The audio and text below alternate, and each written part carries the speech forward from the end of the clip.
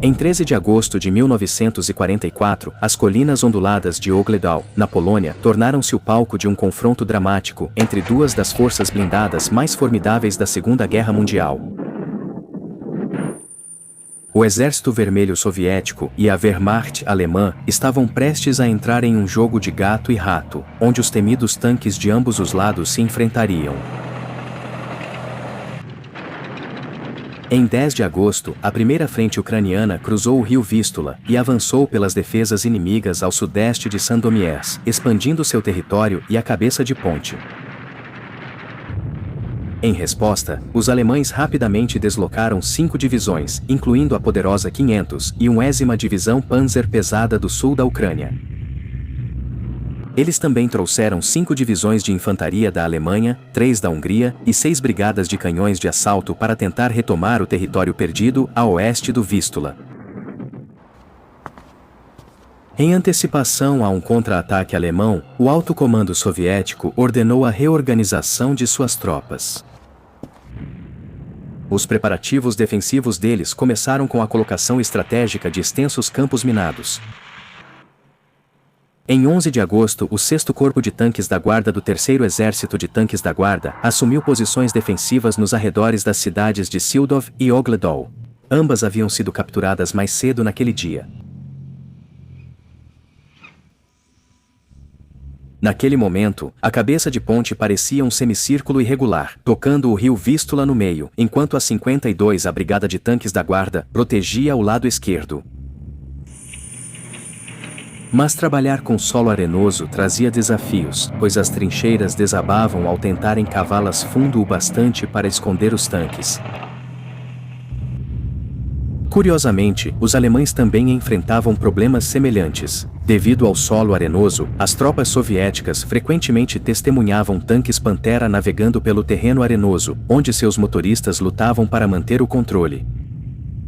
Isso tornava os Panteras vulneráveis, expondo sua blindagem lateral menos protegida ao fogo soviético. Nas batalhas próximas a Sildov e Ogledal, essa vulnerabilidade resultou em perdas substanciais para os Panteras.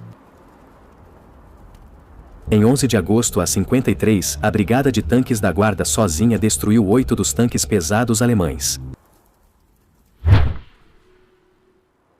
Em 12 de agosto, a liderança da 53ª Brigada de Tanques da Guarda chegou à conclusão de que era improvável que os alemães continuassem com um ataque frontal através dos campos arenosos expostos. Em vez disso, eles previram que os alemães tentariam cercar a brigada. Para combater isso, eles reforçaram os flancos de suas forças. A história se desenrola pouco antes da batalha, com um soldado alemão capturado mencionando a chegada de tanques Panther. Vale ressaltar que ele pode não ter percebido a diferença, ou escolheu não revelá-la, entre os visualmente semelhantes Panther e Tiger II, ou King Tiger. Na verdade, as diferenças entre esses dois tanques são muito menos acentuadas, se comparadas ao contraste entre o Tiger I e o King Tiger. Mesmo no relatório soviético sobre os testes realizados no veículo capturado, ele é descrito como uma versão modernizada do tanque Panther. Na véspera da batalha, 2 tanques T-34/85 comandados pelo tenente Alexander Petrovich Oskin e pelo capitão Ivushkin, com infantaria montada, avançaram cautelosamente rumo à vila de Ogledal. Devido às dificuldades dos alemães com o terreno arenoso, que causaram a imobilização e destruição de vários tanques Panther perto dos vilarejos, era esperado que escolhessem um solo mais estável. Os tanques de Ivushkin posicionaram-se em um campo, famosos por estarem disfarçados como montes de feno. No entanto, o próprio Oskin revelou um detalhe menos conhecido dessa história. Inicialmente, a tripulação de Oskin tentou esconder seu tanque, cobrindo-o com feno, o que criou um enorme monte de feno de 3 metros de altura, com um canhão de 5 metros de comprimento, visivelmente para fora. Isso o destacou, principalmente entre outros montes de feno no campo, bem menores e com menos de 1 metro de altura. Ao perceberem a necessidade de melhor camuflagem, passaram a noite remodelando pequenos montes de feno para parecerem tanques. Na manhã enevoada de 13 de agosto, a névoa densa mascarou a emboscada soviética. Às 7 da manhã, Ivushkin alertou seus camaradas sobre o som distante de tanques. Ao se aproximarem, estes se revelaram 11 temíveis e novíssimos tanques King Tiger. Essas máquinas impressionantes eram apoiadas por veículos blindados que transportavam a infantaria, prontos para o que viesse. Os tanques apareceram à vista da 53ª Brigada de Tanques da Guarda. O comandante descreveu a cena que se desenrolava assim: um tanque enorme surgiu do vale, avançando aos trancos e barrancos, lutando para se mover no terreno arenoso. O major Korobov sinalizou pelo flanco esquerdo: eles estão se aproximando. Respondi: aguente firme e espere. Abram fogo a 400 metros. Outro tanque apareceu, seguido por um terceiro. Havia espaços significativos entre eles. Quando o terceiro tanque apareceu, o primeiro já havia passado, a emboscada de Ivushkin. Devemos atirar? Ele perguntou. Sim, abra fogo, fogo, respondeu. Observei o monte de feno que escondia o tanque de Oskin se mover, e então, o cano de sua arma apareceu tremendo, repetidas vezes. Oskin desencadeou uma rajada de tiros.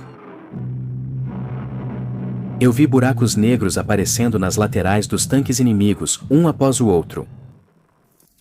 Logo, um dos tanques explodiu em chamas. O terceiro tanque tentou girar em direção a Oskin, mas sua esteira foi arrancada, deixando-o imobilizado, e Oskin rapidamente deu o golpe final. Eu sinalizei para todas as unidades abrirem fogo. 30 canhões dispararam diretamente, e as divisões de obuseiros lançaram uma barragem de fogo indireto, cobrindo todo o vale. Oglodov estava escondido em uma nuvem giratória de areia e fumaça. Quando o dia chegava ao fim, o 53º assegurou a encosta sul da elevação 247,9, posicionando-se a apenas 300 metros a leste de Oglodov. Eles enviaram 2 tanques do 3º Batalhão e uma companhia de soldados armados com submetralhadoras para entrar na vila e expulsaram as forças inimigas. Às 8 horas, dentro da vila, foram encontrados outros tanques Tiger II abandonados por suas tripulações após o fracasso do ataque. Foi somente nesse momento que os soviéticos perceberam que estavam enfrentando esses novos tanques. Oskin inicialmente relatou que havia destruído 3 Panteras. O comandante relatou a situação, dizendo: 2 horas depois, uma espécie de calma se instalou no campo de batalha. Nossos batedores trouxeram notícias de 2 tanques intactos mais próximos de Oglodov, atolados na areia, em uma curva. No nosso flanco esquerdo, encontramos outro que havia se aventurado em uma poça pantanosa e foi abandonado. A tripulação partiu com tanta pressa que deixou seus documentos para trás. Aconteceu que esses novos tanques eram enormes, pesando impressionantes 68 toneladas. No entanto, a batalha ainda não havia terminado, e restavam mais encontros com esses novos tanques. A infantaria avançando em direção às áreas enfrentou fogo pesado de mais King Tigers. Em resposta, um pelotão de tanques IS-2 liderado pelo tenente sênior Klemenkov entrou na batalha. Klemenkov conseguiu destruir 2 King Tigers, sendo que um deles pegou fogo. Por outro lado, o destino do outro King Tiger teve um desfecho único.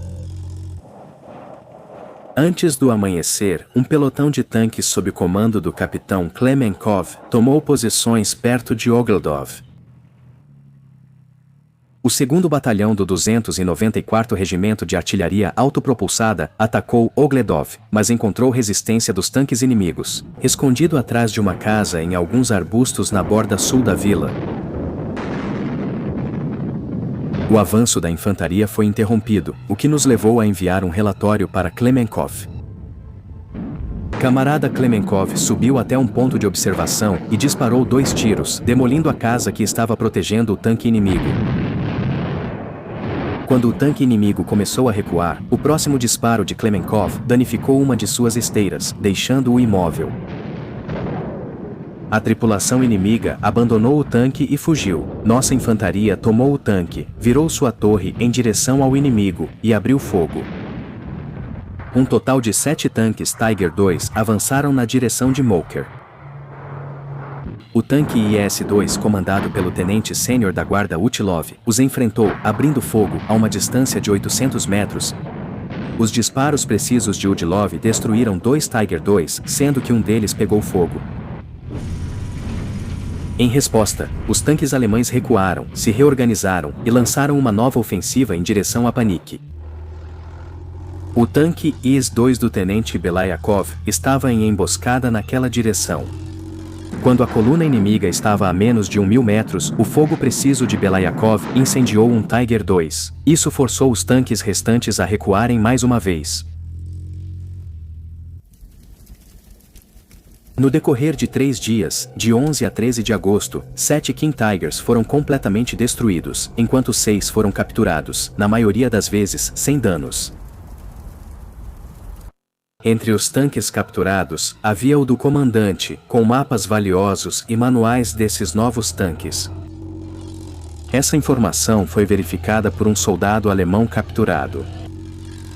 Em 16 de agosto, outro soldado capturado do 51º Batalhão de Panzer Pesado atestou que o batalhão havia se formado inicialmente com 20 tanques Tiger II e 20 Panzer IV. No entanto, naquela época, o batalhão tinha apenas 26 tanques restantes.